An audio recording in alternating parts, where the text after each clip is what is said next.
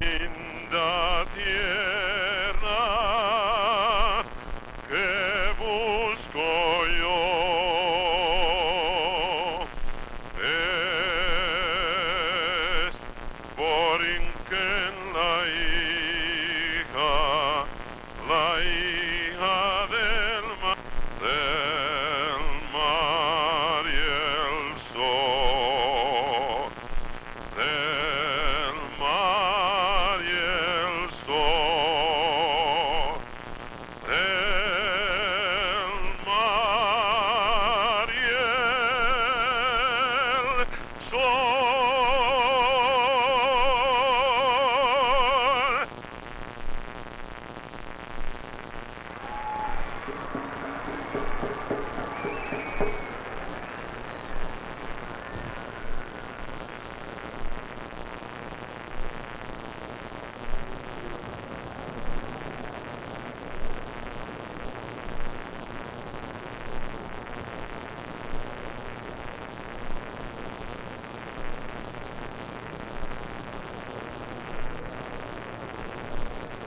Oh, say, can you see by the dawn's early light what so proudly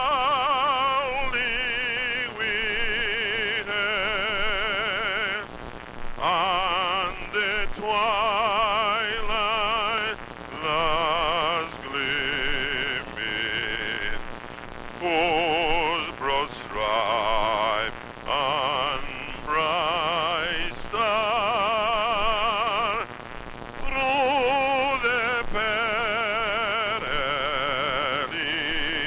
fight o'er the rampart we watched were so gallant. Red glare, Devon bursting in air, gave proof through the night that our flag was still there. Oh, say that thy spangled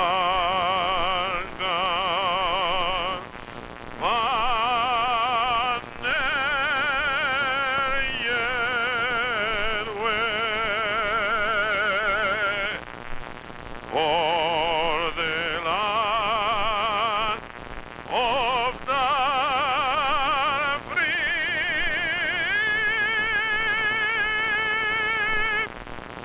I'm the home of the brave.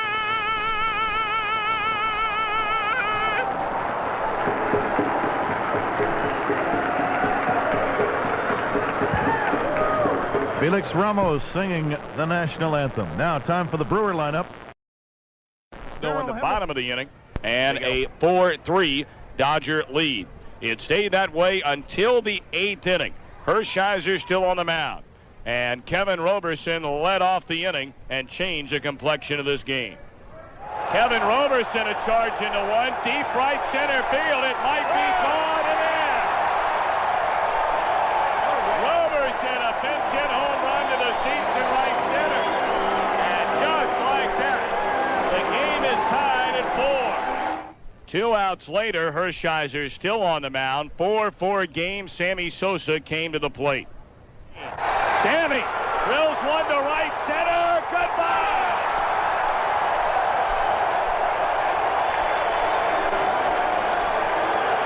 Sammy Sosa, home run to right center, and the Cubs have taken a lead 5-4. Boy, that was a blast by Sosa. A low line drive that cleared the basket and sailed into the bleachers, and the Cubs had the lead by 1, but they weren't finished there. Derek May walked. Alisuno allowed a single to Wilkins. Ray Sanchez faced Aaron Dreifert, loaded the bases with an infield hit. And then Jose Hernandez, who came on the pinch run for Buechele in the 7th inning, had a 2-run single into center field, a 4-run 8th inning on 6 hits. And the Cubs had taken a 7-4 lead. That was plenty for Randy Myers. And the Cubs win today, ending the 10-game losing streak. Automatic out. Of course, how do they replace him? That's a big question mark, and that's something the Chicago Cubs are going to have to deal with now, including current manager Tom Trebelhorn. When Cross will explode. That's right. Randy Minkoff, in the sports department, with a little help, came up with this montage, looking back at the career of Ryne Sandberg. A lot of hope, a lot of help. Randy Eccles put this thing together with me, along with our intern, Well, if Randy Eccles helped put it together, you need a lot of hope. It's a Randy squared production. Okay. Of course, Ryne Sandberg announcing today his retirement. What we were able to put together, of course, is highlights from his very first year with the Chicago Cubs. Included that you will hear on this is his big day in 1984 against Bruce Sutter. You will hear his very last home run as a member of the Chicago Cubs. Also his last at-bat, plus a home run back in 1989 when the Cubs won the division title. So a mixture of sadness and a mixture of elation. Now, if people are just tuning in now, I'm afraid they're going to be disappointed. We did promo it for 440. I think there's a lot of people that were rolling tape at 440, and all they're going to get when they come home is a tape of me doing an ombudsman commercial. Oh, that's so. It'd be worth saving, though. So I'll tell you right now, now's the time to roll tape because Randy's been working on this with some help. It's 4:49 on Radio 720. Let's roll it.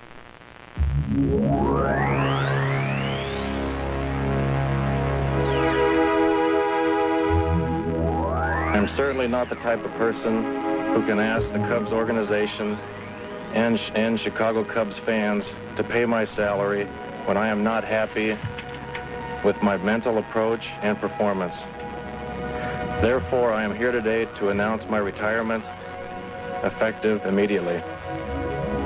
There's a long drive hit by Durham deep to right field. And not able to make the catch, Parker. Here's Sandberg around third. He's going to try to score, and he's going to make it. Game tied up.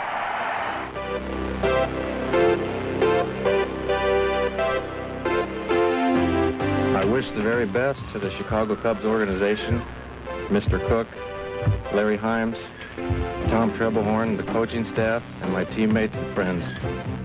Most of all, I thank the great Cubs fans for their support and affection they have shown me since I arrived in Chicago.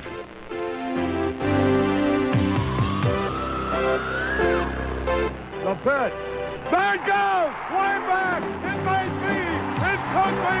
It is. Holy cow. The game is tied. The game is tied. Ryne Sandberg did it. Listen to the crowd. Now to stretch the pitch. There's a way back. Might be out of here. He did it again. He did it again. The game is tied. Holy cow.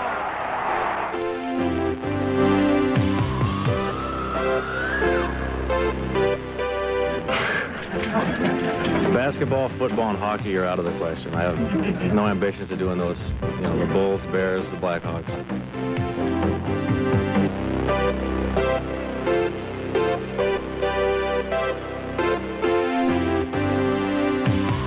Here's the windup, the 3-2. There's a drive deep to left. Way back goes fast. Goodbye. Home run for Ryne Sandberg on a 3-2 pitch.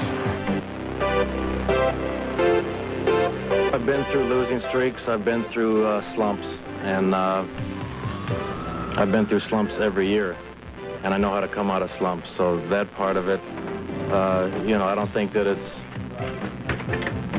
that's a major part of it. The 0-1 to Rhino is grounded down to short. Easy play for Offerman. He'll throw to second for the force, and that ends the inning.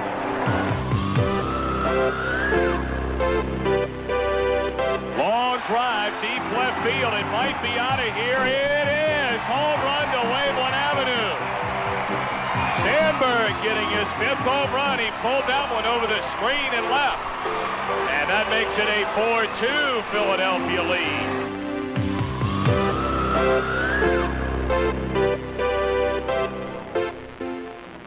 So that last one was? The last one was his last home run, and when he was talking about the slump, of course, his last at bat, unfortunately, was an out. But his last home run came up against the team that he signed with, the Philadelphia Phillies. Right. And that was the deal. Dallas Green had signed Ryne Sandberg, knew what Ryne Sandberg was capable of, and when the Tribune Company bought the team and brought Dallas Green over here, he was insistent. He was insistent. The cornerstone of the franchise in his mind was Ryne Sandberg. And no Cub fan had ever heard of Ryne Sandberg. He had some good numbers in the minor leagues in the Philadelphia organization. But, you're talking about getting Larry Boa maybe, and that trio deal. That was what everyone was talking about.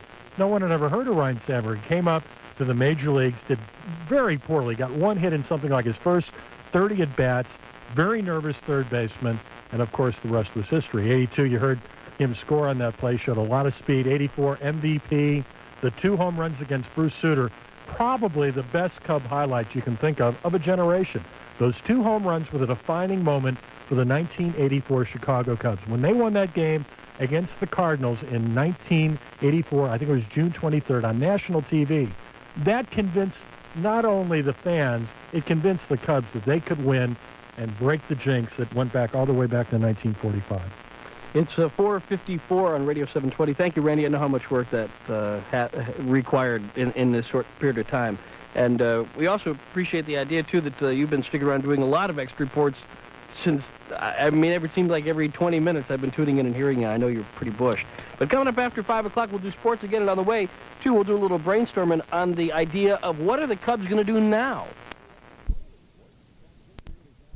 Work got the victory and is now 8-3 on the year. Kevin Brown takes the loss in this one. He lasts 8 in the third innings, gives up 12 hits, however, and does strike out 8 of his own. So at 4-6, going in against Greg Harris, who came in with a record of 3-5 for the Colorado Rockies. And it would be the Braves that would jump out quickly in this ball game with Jeff Blauser aboard in the bottom of the first inning for Dave Justice. Harris with a pitch, swung on, a little blooper in shallow center. That's going to fall for a base hit. Blauser around third, heading home. 1-0 Atlanta. That's Wayne Hagan with the call on KOA in Denver. The RBI single for David Justice, making it a 1-0 Atlanta lead. Bottom of the 4th inning of this ball game. It was still 1-0, and we'd find out that this would prove to be a very big night for the husband of Halle Berry. Payoff pitch deep to left field. Hojo going back at the track at the wall, and it's gone. Number 9 for Justice. Braves lead it 2-0. And David Green back to play.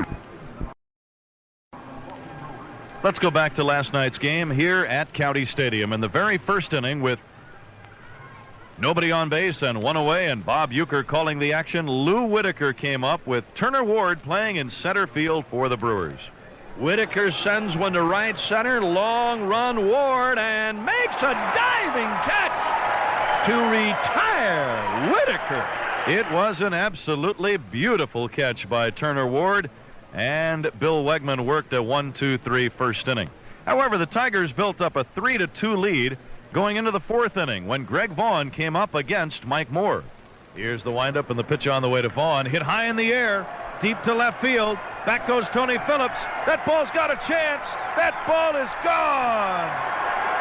Greg Vaughn. Home run number 12 for Vaughn, and the game was tied at 3. The Tigers then took a 4-3 lead. Going into the bottom of the 5th, Matt Mieske came up with Bob calling the action and Turner Ward at second base. Mieske lines one to the gap in right center. This is a base hit. Ward's going to score the tying run, and Mieske with his 15th RBI of the year. And the game was tied at 4. Then came the 6th inning when the Brewers and the Tigers were tied at 4. B.J. Surhoff led off the inning against Moore with a base on balls. And then Greg Vaughn came up. Vaughn to center and deep. Way back. Get up. Get off the wall. It did. Here is B.J. around third. He'll score on an almost home run by Vaughn. Vaughn with his second RBI, his 28th run batted in of the season, and the Brewers had a 5-4 lead. David Nilsson, who collected 4 singles in the game, had a base hit, putting 2 men on for Brian Harper. From the stretch, Stidham ready again. Here it is, Harper to left and deep. Hey, this one is going to get off the wall. Vaughn is in. In the third is Nilsson. In the second with a standing double is Brian Harper. Brian Harper's been hot lately. His average is up over 300, and that was RBI number 30 this season. Later in the inning, Kevin Seitzer came up with 2 men on base. Seitzer whacks one fair past the diving Fryman into the left field corner. 7th with right elbow inflammation. Returned to the DL June the 2nd due to emotional stress. He's had a few family problems, and certainly we hope those are behind him. So Jerry Browne, the governor, to lead it off, looks at a strike. Browne hitting at .298. It's ready in 5 minutes, from the freezer to the grill or broiler. Try Glenmark's 3 varieties. The cookout burger is the big 1/3 pounder in the red box. Or try Glenmark's 1/4 pound burger, the steak eater, in the tan box. Both are 100% pure ground beef, no additives or preservatives. Or try Glenmark's lightly seasoned beef patty, the great Grillsby in the yellow box. For the 4th of July weekend or any time, get Glenmark, the fresher than fresh burgers. Have you heard a story about Harry Caray as Carr swings and misses? Harry is expected to be released from Parkway Medical Center sometime this afternoon. It hasn't happened yet, or else we'd know about it. There's a strike to Carr, and he is due to fly back with a team to Chicago. Harry suffered cuts and bruises to his face when he fell down near the Cub dugout bullpen area before the ball game. They ran a series of tests. All were normal, and it's believed he became lightheaded due to the extreme heat. It's not known if he'll return to the ballpark today, which he isn't here yet, or whether he'll just join us at the airport.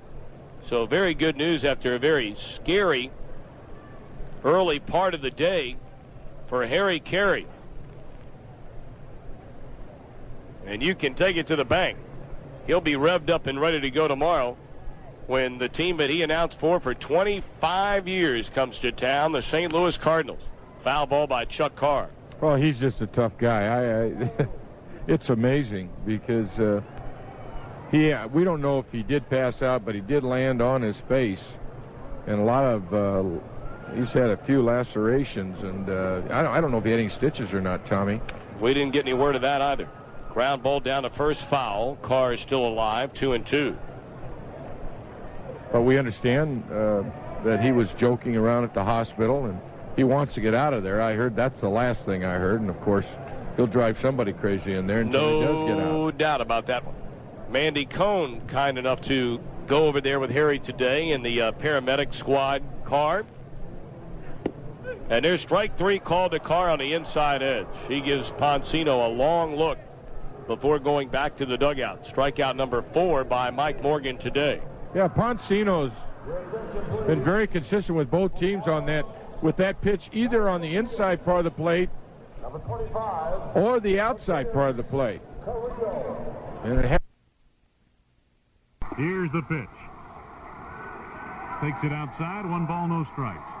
Sosa singled twice off Sutcliffe. In the first 4 innings of the game, he was the only Cub to reach base on a base hit. Flight out in the 6th against Sutcliffe. Flight out to center. 1-0 delivery. Hammered foul toward the Cubs dugout. 1 ball, 1 strike, and Sosa had a good cut at that one. Yeah, he had a good cut. Actually, he extended himself that time. He pulled his head out of there. Once in a while, he'll do that when he's looking to hit the home run. But he has become a much better hitter with 2 strikes. And when you're not trying to hit the home run, usually is when you're going to hit one. Last 11 games, he's hit .432. 3 homers, 10 runs batted in. Arocha's delivery is outside, and it's 2 balls and 1 strike. Let's pause here for station identification on the Cubs Baseball Network. This is 720 AM, WGN Radio Chicago, your #1 local news station. how to play winning baseball games. 591-7200. Let's try to squeeze in one more call before we got to take a break. And Kevin, you're on GN. Thanks for calling. How you doing, guys? Great. I have a question going back to the financial aspect. Mm-hmm. Over the last maybe year or two, at least from a fan's perspective, we've seen the Tribune Company, or at least it appears that they're maybe cutting down or trying to... Well, first of all, Tom touched on it before, and I think you're right, Tom. I think to a certain extent, guys, that the Tribune Company has been misportrayed as a tight-fisted group here. If you look at the money spent over the last 5 years, maybe go back as far as the last 10 years, you'll realize the Tribune Company has spent as much money as anybody on trying to bring a winner to this team. They opened the purse strings for Jim Fry, and it brought them Danny Jackson, George Bell, and Dave Smith. $26 million worth, and it didn't work. They opened the purse strings once again for Larry Himes when Greg Maddux didn't sign, and it brought them Willie Wilson, Dan Plesac, who had a tough year last year, but a good year in all fairness to Dan Plesac this year. He's been outstanding. It brought them Candy Maldonado, who, as you know, didn't work out very well. It brought them Randy Myers, who was the first sojourn into the National League, and Randy Myers has done a real good job. It brought them Jose Guzman, who has really struggled since coming here. It brought them Mike Morgan, who has had his problems since coming here after a good year, where, by the way, Greg Maddux, his good buddy and best friend, was also on the staff at the time. Since the departure of Maddux, Mike Morgan has had a terrible time winning baseball games. So as far as being portrayed as the tight-fisted Tribune Company, understand that hasn't been the case. Will they spend money to get a winning baseball team? Yes, I believe they will. They've got another $15, $16 million back in the money that Ryne Sandberg gave back to the ball club that he could have justifiably gotten, or at least went to them and tried to make a settlement after he decided to retire. He had the integrity to not do that. And he said, I'm walking away, you keep the money. But I think the Tribune Company has done a good job in their spending. And you know, one final point on that as well is if you stop and you look at it, and people keep saying that the Cubs slashed $7 million off their payroll of last year. That is a gross misconception. It is simply not true. What they elected to do was not allow their payroll through the salary structure of Major League Baseball, whether it be arbitration or free agency. They elected not to run the course with some players out there, like a Greg Hibbert, for example, and escalate their payroll from 37, where it was last year, where it is this year, up to $43 million. If you look at that Cub team that was assembled last year, yeah, I know they finished over 500, but it wasn't a team that, if you kept everybody together, was going to win the National League Central Division this year. So I don't blame them for not going out and going to salary arbitration and be forced by an arbitrator's decision to give Greg Hibbert a $4 million contract. You know, I think what I feel that really irritates me in this town is the feeling that there are those who believe in the media and fans that the Tribune Company and WGN and Channel 9 do not care whether this club wins or loses, that 35,000 people are going to be out here and everyone's going to be listening and watching the Cubs regardless of what they do. Well, I was here before Tom and before Steve. The first year I was here, in 1978, I used to come out to this ballpark and cover games. 5,000 people in the stands. It is not an automatic anymore in professional baseball with the prices as they are and the competition as it is, cable TV, videos, everything else. You cannot guarantee the crowds are going to always come out to this ballpark or that people are going to constantly listen or watch the Cubs unless the product is interesting and unless the product is quality. If it goes down, if it continues to slide, I got to believe that the Tribune Tower people know that you have to maintain a quality product out here. And for those people to suggest that they don't care and they don't want to spend any money on a major investment that they made back in June of 1982 is idiocy. For people to say that makes absolutely no sense. I agree with you, Randy, but I also will say this. The most unique fan, without a doubt, in professional sports today, the Cub fan. They are, without question, the greatest fans. But let's not kid ourselves. It's been a bad product on the field for many, many years, and these people over the last 10 to 15 years have been showing up in huge numbers. Tommy, and unlike other cities, if you've got a team where maybe they're a little accustomed or a little spoiled to winning, and all of a sudden you run a team out there that's 15 games under 500 and getting shellacked every game at home, those fans say, to heck with that, at least in other towns. Here, greatest fans in the world, they keep on coming.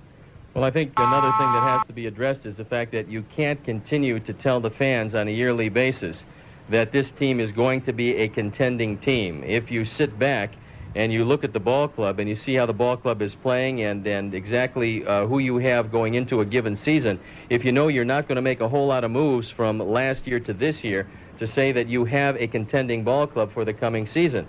As it turned out this year, and I know they've had the injuries to Jose Guzman and to Mike Morgan, the configuration of this ball club and the holes that this team had coming into this year, you were truly hard-pressed to look at this team and say that they could play on an even playing field with Houston, who put together an exceptional pitching staff, and just looking for a closer, they seem to have one now in John Hudak, and Cincinnati, who certainly had the offense, and if they got any pitching at all, and apparently they're getting a lot of it from Smiley and from Rio and Eric Hansen, certainly without Thom Browning and without Dibble. In addition to that team, and they're doing it without a couple of guys that they really counted on. So when you look at this ball club and keep telling the fans that, yes, we're going to be a competitive ball club, and it doesn't turn out that way, after a while the fans are going to say, well, hey, wait a second. I mean, are they building toward a team? Are they being honest with us and telling us that we're a year or two away? Are they one or two players away? That's a question that the fans legitimately are starting to ask now, and they're starting to ask it in bigger numbers than they've ever asked it before. And I think it will be evident if this team does not win and does not perform and does not play exciting baseball, couple that with the strike. Hey, not everyone is always going to come out and be willing to spend that kind of money. Gentlemen, the time just flew. It's a little bit after 5. I appreciate you both sticking around, Thom Brennaman and Steve Stone, and I know we're all wishing Harry Caray. If you're listening, Harry, Steve did a great job, but we need you back doing Harry on baseball. And again, Randy. Yes. You're not one of those guys you normally have to correct twice. But it is Stephen F. Stone. F for friend of radio. You make him sound like he's a university in Texas. Hi, did you attend Stephen F. Stone? Yeah, I was a cheerleader there. Hey, guys, thanks so much. We've got more baseball coming up. Dan Plazek, Larry Himes, hopefully Mark Grayson. A lot more coming up on Sunday Night Sports Central, a couple minutes past 5. This is Radio 720, WGN Chicago. Your foggy night here at Comiskey Park. It was the 8th inning when Thomas lifted a 3-run homer that turned that contest around and put the Sox in the win column. Now he's facing the Royal closer. Just needs 2 more strikes, 1 more out to get a save. Wheel around and no throw to second base. Nobody's covering the bag.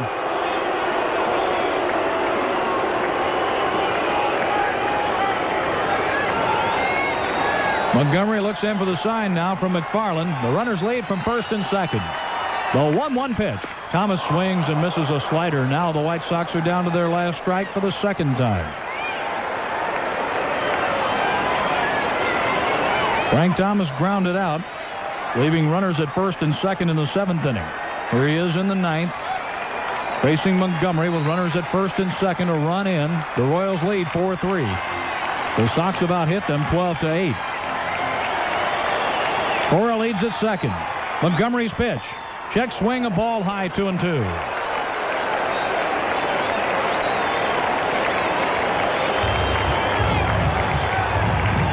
Thomas is 1 for 4 with a double and a run scored. He's hitting .369. Trying to pick up Cora from second base. From the stretch, the pitch. Thomas checks his swing and takes ball 3 low. Now an extra base hit can win the game. The runners will be moving on 3-2. Montgomery walks behind the mound, rubbing up the baseball. Thomas stands outside the batter's box. The fans are standing at Comiskey Park. 3-2 on Thomas. Cora leads away from second. Raines takes a big lead at first. Montgomery from the set. The runners go. The 3-2 pitch. Inside, he walked him. The bases are loaded for Julio Franco.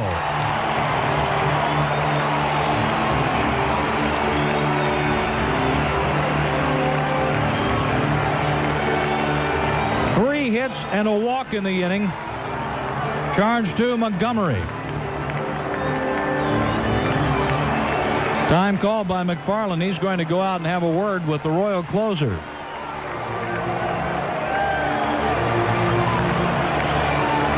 Frank Thomas is at first base.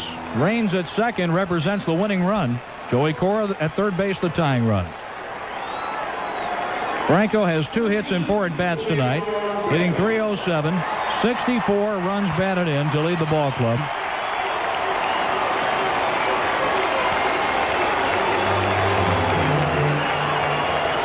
Terrific speed at second and third. A base hit can win it.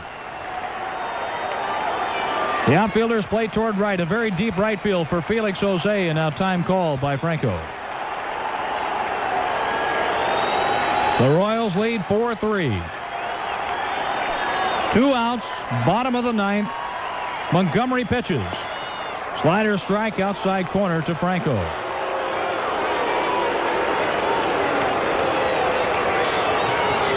Franco singled to center in the 8th. He singled off David Cone in the 6th inning. Hit a shot off Cone's knee. Or just below the knee. Time called now by Julio Franco. Just about the time Montgomery was ready to wheel in the pitch, Julio called time. From the stretch, here's Montgomery's pitch. Julio swings and misses. He's in the hole, 0-2.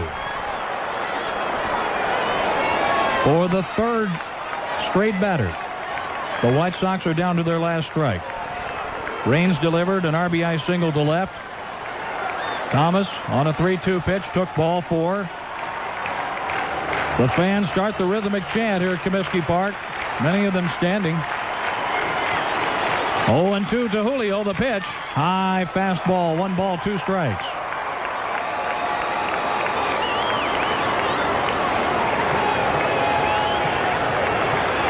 Montgomery has thrown 2 wild pitches this season. 1 ball, 2 strikes, 2 out. The pitch on the way. A swing and a tap on the first base side of the infield, fielded by Gaetti, flipping to Montgomery to get the out. And this ball game has come to an end. And sure enough, the run in the 9th inning, given up by McCaskill, turned out to be the difference in this one. 3-game series as the White Sox 6-game winning streak is halted. Kansas City 4, the White Sox 3. Stay tuned for the post-game show. For the Pittsburgh Pirates. Yeah, Mark Dewey, this is a big right-hander that kind of slings the ball 3/4. Very tough on right-handers. 2-0 on the year with a 3.21 ERA. This is 28th appearance. He's got 1 save, and hitters are hitting .248. Tom Foley moves into third base as they make a double switch. Foley will play third base, and if the Pirates come to the plate again, he'd be hitting in the number 5 spot. Sammy Sosa stands in, swings and fouls the first delivery off first base side of home plate, out of play. Sammy in the same situation in yesterday's ball game with runners at first and third in the 9th inning. Went after a bad pitch and struck out. Earlier in the ball game, though, he drove in a run, taking it up the middle. Here's an opportunity for Sammy to win this ball game. 1 man down, bases loaded with the Cubs. The 0-1 delivery is spoiled foul. Got around late on the right-hander's delivery and pushed it over the dugout on the first base side. No balls and 2 strikes. Sosa singled in the 1st. He walked and scored in the 3rd. Flied out to left in the 5th and deep to center in the 7th. Dewey keeping the ball in on Sammy Sosa. I mentioned the fact that he throws 3/4 and that ball really runs in on a right-hander. Infield double play depth. Outfield is back. Sosa, an 0-2 pitch, swings and fouls it off again on the right side. Made a mistake that time. Sammy, he got away with it. An 0-2 pitch trying to come inside. Got it over the heart of the plate. Sammy fouled it straight back. 5-4 Pirates. Bottom of the 9th. Bases loaded with the Cubs. Here's the pitch. Swing and a miss, strike 3. 2 men down. Bases still loaded. Almost identical pitch that Sammy struck out on in yesterday's ball game. It was up a little more. It was up a little bit. Sammy, after missing that pitch, was behind it, turned to Ed Montague and said, "Was that a strike?" 5 strikeouts by Pirate pitching, and here is Glenn Allen Hill. Hit a solo homer in the 5th. He is 2 for 4. Swings and fouls Dewey's delivery off on the right side, out of play. Well, Hill has had a big series against the Pirates here this week, and he could really cap it with a drive here in this bottom of the 9th. The pitch. Taken for a ball, 1 ball, 1 strike. I would say, as you said, 6 hits in the series, 2 home runs, scored 4 times, and when he stole 4 bases, this is the right man up. Here's the pitch, and it's outside. 2 balls and a strike. Sanchez off of third. Dunston at second. Mark Grace on at first. 2 men down. Cubs down to their final out. They trail 5-4 in the bottom of the 9th, and the pitch, swing and a miss by Hill. 2 balls and 2 strikes.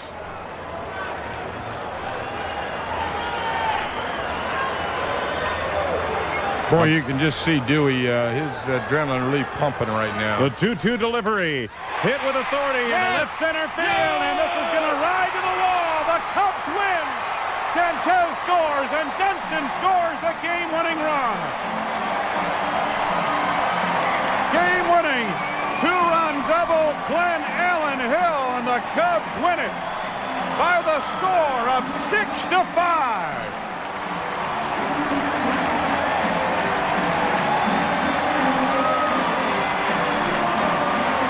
Everybody out from the dugout to surround Glenn Allen Hill between second and third as he makes his way to the near side. Well, what a job Glenn Allen Hill has done in this series. And boy, is that a big pickup for the Chicago Cubs, who has just won their 4th, I think their 4th series here at home.